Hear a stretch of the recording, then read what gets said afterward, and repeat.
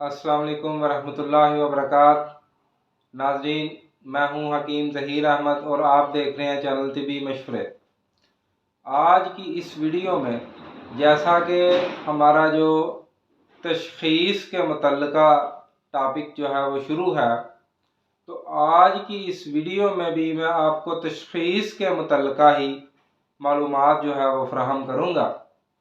تو آج میں آپ کو جسم انسان کی تقسیم بلحاظ امراض و علامات، یعنی کہ امراض اور علامات جو ہیں وہ کون سے حصے میں پیدا ہوں تو اس حصے کے اندر کون سی تحریک ہوتی ہے، تو اس لحاظ سے ہم بات کریں گے۔ تو یہ بھی ایک بہت ہی زبردست تشخیص ہے، جیسا کہ کرورا کے اوپر تشخیص ہے، آنکھ سے تشخیص کی جاتی ہے، زبان سے تشخیص کی جاتی ہے، جسم کی رنگت سے، جسم کے جو ہے وہ پتلا اور موٹا ہونے سے تشخیص کی جاتی ہے۔ اسی طرح ہی جو ہے یہ بھی ایک تشخیص ہے، اس سے بھی تشخیص کی جاتی ہے۔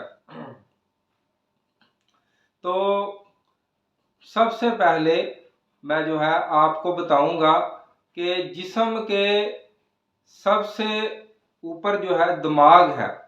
دماغ کا جو دایاں حصہ ہوتا ہے، یہ والا دماغ کا یہ آدھا، یہ ناک سے آدھا کریں تو یہ دایاں حصہ ہے۔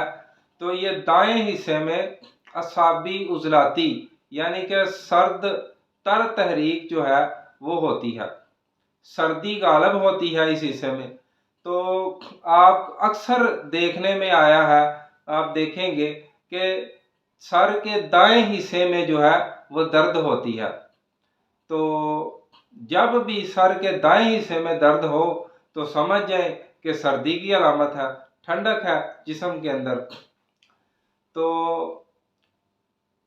اس کے علاوہ اگر دائیں حصے کی آنکھ میں کوئی مسئلہ بن جائے، سرخی آ جائے، دائیں حصے کی آنکھ سے پانی نکلے، یا کوئی اور درد ہو، یا کوئی اور مسئلہ بن جائے، کوئی بھی پرابلم ہو جائے دائیں حصے کی آنکھ میں، تو اس سے سمجھ جائیں کہ سردی کی علامت ہے، تو ٹھنڈک کی علامت ہے۔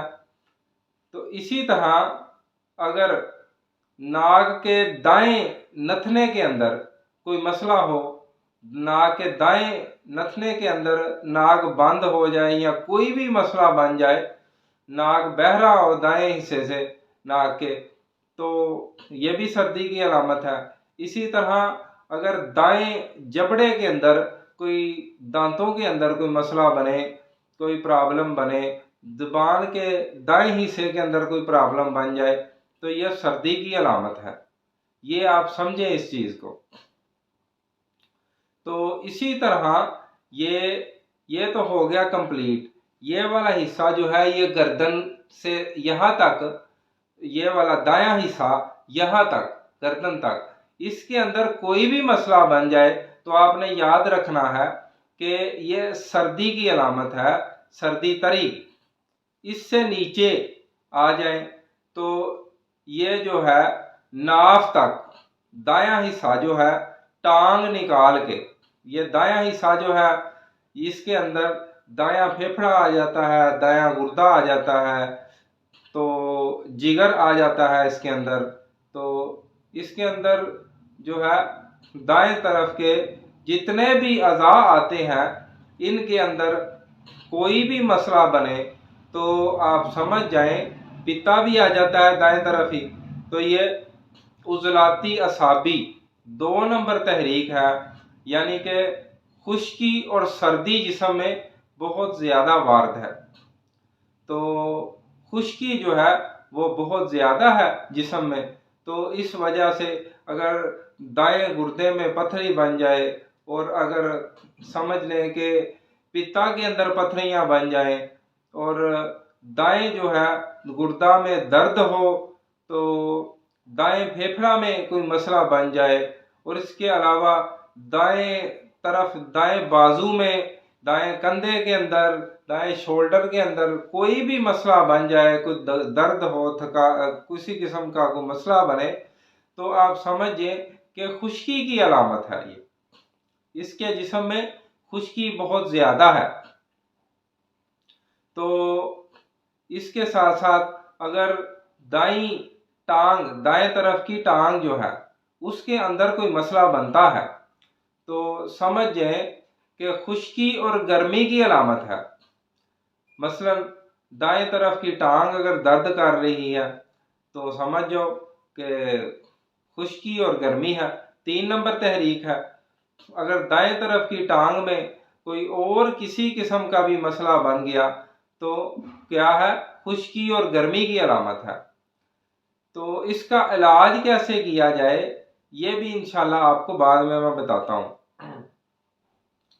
تو بائیں طرف کا جو سر ہے، یہ والا بائیں طرف کا، اس کے اندر اگر تحریک پیدا ہو جائے تو سمجھ جاؤ کہ غدی عضلاتی یعنی کہ گرمی خشکی والی تحریک ہے، 4 نمبر تحریک۔ تو گرمی خشکی جو ہے وہ کیسے ختم کی جائے، وہ گرمی خشکی کا علاج بھی انشاءاللہ آپ کو بتاؤں گا۔ پہلے اس کی علامات سنیں۔ اگر بائیں آنکھ میں کوئی مسئلہ بن جائے، بائیں سر میں جو درد ہوتا ہے جس کو درد شقیقہ بہت مشہور ہے، یہ اگر بن جائے، اس کے علاوہ بائیں جبڑے میں کوئی مسئلہ بنے، بائیں جبڑا درد کرے، تو یہ سمجھ جاؤ کہ گرمی اور خشکی ہے، گرمی اور خشکی کی وجہ سے ہے۔ اسی طرح بائیں طرف کے اگر جو ہے یہ والا حصہ، بائیں طرف کا یہ والا حصہ سر سے نیچے، گردن سے نیچے والا بائیں طرف کا حصہ جو ہے یہ والا ٹانگ تک، اس کے اندر کوئی مسئلہ بنے تو یہ سمجھ جاؤ کہ غدی اعصابی مسئلہ ہے۔ ٹھیک ہے جی۔ تو اگر بائیں طرف کی ٹانگ میں کوئی مسئلہ بنے تو سمجھ جاؤ کہ اعصابی غدی، تری گرمی کا مسئلہ ہے، تری ہے اس کے جسم میں بہت زیادہ۔ تو اس کا علاج کیسے کرنا ہے یہ بھی آپ کو بتاؤں گا۔ تو آپ نے دیکھنا ہے کہ اگر 1 نمبر تحریک ہے، 1 نمبر تحریک یعنی کہ سردی تری ہے، تو اس کو خشکی میں تبدیل کریں، اس کو خشک غذائیں کھلائیں، ڈرائی فروٹ کھلائیں، اور اس کو کڑی پکوڑے اس طرح کی چیزیں، فرائی فش اس طرح کی چیزیں استعمال کروائیں تو انشاءاللہ یہ مریض بہت جلد صحت یاب ہونا شروع ہو جاتا ہے۔ کالے چنے کا شوربہ وغیرہ۔ تو اگر 2 نمبر تحریک ہے تو اس کو 3 اور 4 نمبر غذائیں کھلا دیں۔ تو 3 اور 4 نمبر غذائیں جو ہے وہ گرم ہوتی ہیں، گرم غذاؤں میں ڈرائی فروٹس وغیرہ آتے ہیں، اس کے علاوہ گوشت کی یخنی آتی ہے، چھوٹے گوشت کی اور پرندوں کے گوشت کی یخنی آتی ہے، اور اس کے علاوہ جو ہے وہ ہر قسم کی گرم چیز جو ہے وہ اس کے لیے سوٹیبل ہے۔ اور اسی طرح اگر 4 اور 5 نمبر تحریک ہے تو اس کا علاج جو ہے وہ آپ نے کرنا ہے 6 نمبر سے، سردی سے، ٹھنڈک سے۔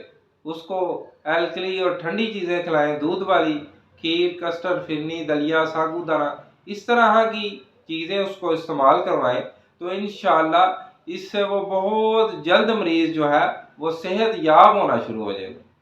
تو یہ ایک بہت ہی زبردست قسم کی تشخیص ہے جو کہ صابر ملتانی رحمۃ اللہ علیہ نے ہمیں بتائی ہے اپنی کتابوں کے ذریعے۔ تو یہ آپ اس کو ذہن نشین کر لیں اور اس کو جو ہے وہ آپ ضرور اس کو آزمائیں، انشاءاللہ بہت ہی زبردست چیز ہے۔ تو انشاءاللہ نیکسٹ ویڈیو میں ایک نئے ٹاپک کے ساتھ پھر آپ کے ساتھ ملاقات ہوگی۔ تب تک کے لیے حکیم ذہین احمد کو دیجیے اجازت۔ السلام علیکم ورحمۃ اللہ وبرکاتہ۔